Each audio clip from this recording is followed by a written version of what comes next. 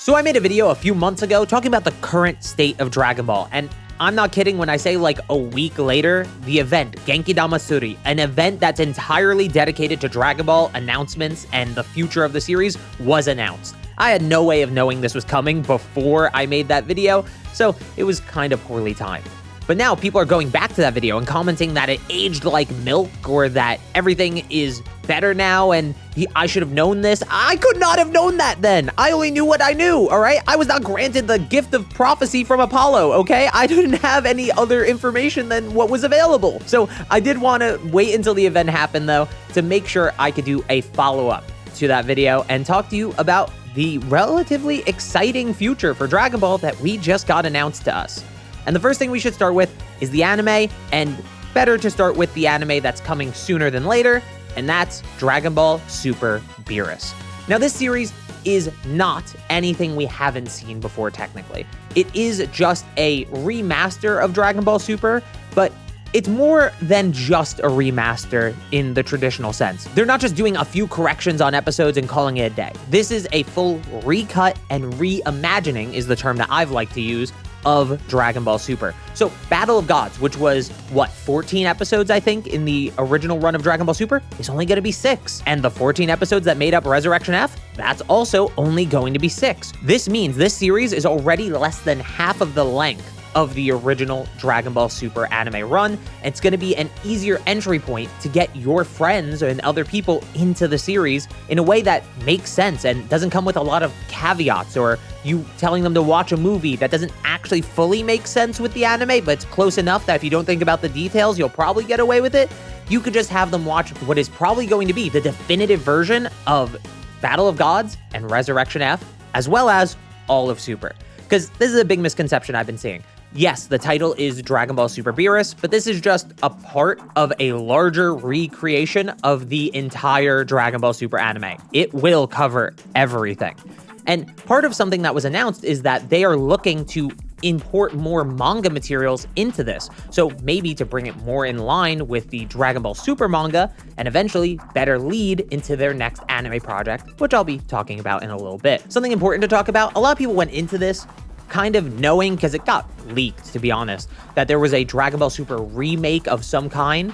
But a lot of people thought, oh, new character design, started from the ground up. But no, this is using the original series as the basis. That does mean the character designs are still from Tadayoshi Yamamuro. So if you don't like the character designs, that's not changing, unfortunately.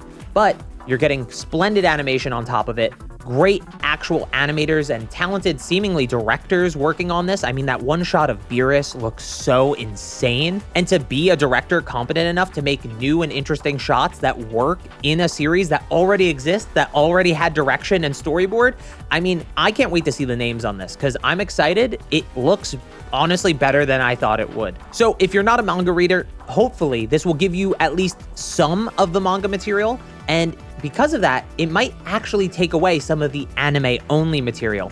Only time will tell what gets removed and what gets kept, but it should be interesting to compare to the old Dragon Ball Super and the manga, and for a lot of people, this might feel like relatively new content, especially once we get to the Universe 6 tournament and beyond. Now, if Dragon Ball Super Beerus and this Dragon Ball Super remake, reimagining was the only thing that was announced at this event, I would say people had a right to be angry. I mean, I was told this reimagining was happening, and my first reaction was, oh no, people are not gonna be happy. But they actually knew better because they announced something that's in pre-production right now, and that is Dragon Ball Super Galactic Patrol. Now, we don't have much to go off here because all we really have is a key visual and basically a poster, and the character designs on the poster, it's kind of hard to tell who's actually the designer here, but it's either the character designer from DBS Broly or DBS Superhero by the looks of things, both of which are very, very talented artists and will make for a very good looking arc. I did notice something interesting about the designs though,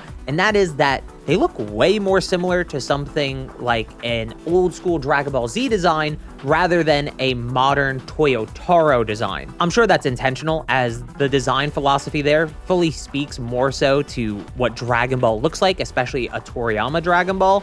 I mean, I go to this image a lot, not because I want to roast Toyotaro or anything, but just to show where the difference in design and proportions are in terms of his characters. He often has a smaller head on Goku, he's a bit lankier of a Goku, and his hair is usually a bit smaller than Toriyama's designs or really any other character designer that isn't Tadayoshi Yamamuro. But like I said, this project is in pre-production. We basically know nothing. If you know nothing about the Moro arc, I mean, there's plenty of videos on the internet, including my own, talking about what material makes up that arc. So if you want to get a little head start on the information, you can if you're a little impatient. But, you know, of course, I think this is going to be an amazing anime adaptation, only because they're announcing pre-production now, and apparently the earliest this could possibly come out is late 2027. I mean, they're gonna have a lot of runway for this. And it's possible, based on the name, that this is only covering the first half of the Moro arc, meaning it could be a seasonal format, allowing the series to have a second round of pre-production in between seasons and keeping the series at a high standard of animation and visuals to go along with this, honestly, amazing arc. Probably the best arc in all of Dragon Ball Super, and it's not really close. In the stream that I did covering these announcements live, something that was like a recurring question, and I'm not sure why no mention of granola? Why aren't they talking about granola? Guys, we have to do things in order. This is pre-production for possibly just the first half of the Moro arc. They're not gonna announce the next arc now. You don't expect One Piece to announce Elbaf before they're even on Egghead Island. That only makes sense to One Piece fans, but you get what I'm saying. Like, it has to go in sequential order. Be patient. You're getting the Moro arc. You can't already be complaining, where's granola, okay? We have to do it one arc at a time. They're sequential. Another important misconception that I saw a lot in the chat is that they had Hans Zimmer do the music for that little 40th anniversary video showing off all those beautiful animations. Some were CG, some were 2D hand-drawn, that brought Toriyama's own illustrations to life. And I mean, that video was just stunning. I got like emotional watching it. But Hans Zimmer is not doing the music for the Moro arc of the Dragon Ball Super anime. It was just a one-off thing to help elevate this project that was bringing Akira Toriyama's artwork to life and celebrate the 40th anniversary of this very monumental series. But it's not deeper than that. Don't think he's doing the music for any anime series or anything, all right? I think he's got bigger fish to fry. So between the smaller team that's handling the Dragon Ball Super reimagining and the slightly larger team, I'd assume, at least slightly, I'm assuming it's actually a decent amount larger, team that's working on Dragon Ball Super Galactic Patrol, we're gonna have Dragon Ball content probably for the next, what, 2 years at least, animated straight? This is not going to be a Daima situation. We're not going to get 20 episodes and then call it a day for a while. It's going to be a series. We're going to be in the world of Dragon Ball again for quite some time. Now, remember, the Dragon Ball Super anime will be cut down on those original arcs that we've already seen. So don't expect those to last, the same 131 episodes. It'll probably be less than 100 if I had to guess. But that'll get us at least a year of the way through. Then we get the Moro arc, then we get granola, then we get Superhero. Maybe we even squeeze Broly somewhere in the middle there, so that way we have a Broly movie retelling that maybe even includes the 3-hour script that Toriyama made for that movie. But maybe that's a bit too ambitious from my end. I'm just saying, there's plenty of Dragon Ball coming. I think for the next 3 years, we might have anime on our screens weekly with minor breaks in between if they do a seasonal run for the newer arcs. To be clear too, we also don't know if there will be seasonal breaks between these Dragon Ball Super reimagining arc things, or if they're just going to change the name one week to the next when you get to the next arc. It's really hard to be sure. Apparently, they were scared to use the name Kai internally because Kai flopped in Japan, so they didn't want to call it Dragon Ball Super Kai.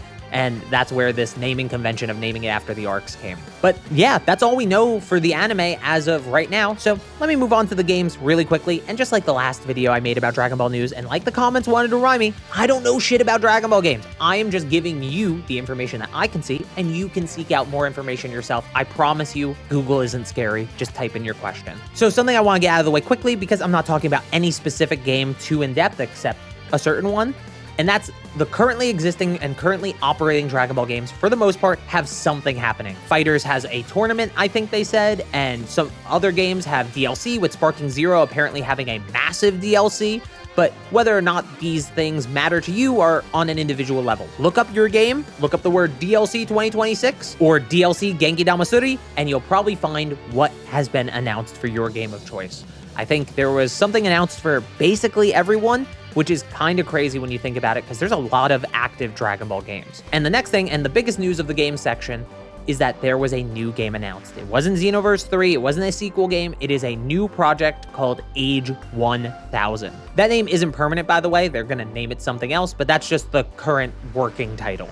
And so this game, as by the name, takes place in Age 1000. If you don't know, Age is the name for Dragon Ball years, so Age 1000 is year 1000 on the Earth calendar years. And Dragon Ball, Dragon Ball Z, Dragon Ball Super all take place in the 700s, specifically like the second half of the 700s. So everything's happening in the back half of the 700s, which means this is over 200 years since the events of something like Dragon Ball Super.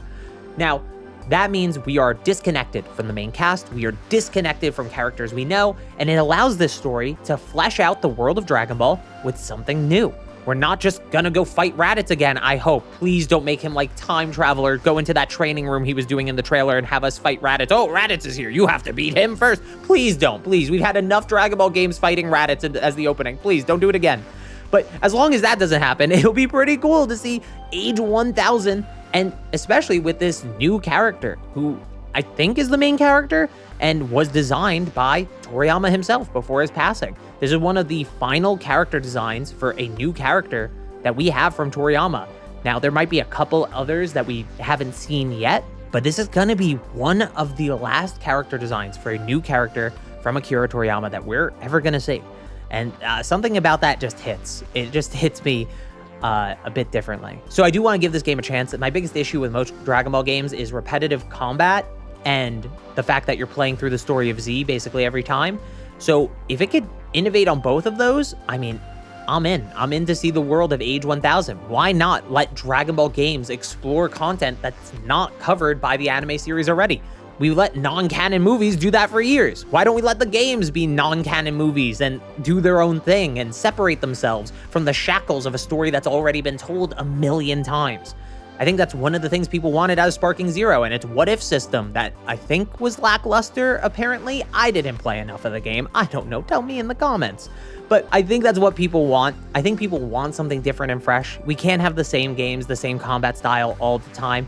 Not everything can be an arena fighter. Even if they play slightly differently, the nuances are lost on a casual player like me in terms of these games.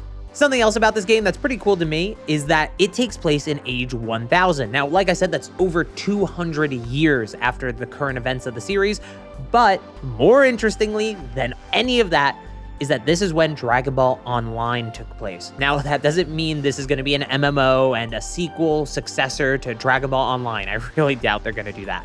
But what I do think it means is that we're going to use some of that lore and story that Toriyama crafted for Dragon Ball Online and implement it into this game, and potentially even an expanded version of those stories and elements. This could be a really interesting look into Toriyama's perspective on the world of Dragon Ball, and maybe we could see some connections on how things tie together. We also have the modern context of things like Super, and if we see characters like Beerus and Whis in this game somehow, well, maybe that'll say something about where they end at the end of this series, and if Beerus is even still the god of destruction, maybe. It's actually something pretty exciting to see out of a Dragon Ball game and a Dragon Ball project in general. So I actually hope it's some interesting and cool content that we get out of this besides just gameplay and a new setting for the story. And with that game out of the way, that's basically the biggest announcements that we got at this event. I mean, those are some pretty big announcements, but if you're smart and you looked at the thumbnail, you know something else is missing here. Where's the manga? Now, this was the biggest disappointment for me of the whole event. I thought they would announce the return of the Dragon Ball Super manga, especially if they're gonna be animating manga content. Eventually, they're gonna catch up to the manga. Toyotaro's monthly manga chapters were about the length of 3 to 4 weekly manga chapters. So that means he's doing roughly the work of a weekly manga, just a little bit less, but that means they could catch up to him very quickly, just like you could catch up to a weekly manga very quickly. If we don't let him have the 1 to 2 years head start that he deserves, to be honest, to get ahead of this anime and to allow the anime to better seamlessly follow his work, then we're kind of doing him and the anime a disservice. There's also something important here. I know a lot of people will be like, oh, just cancel the manga. There's no Toriyama anymore.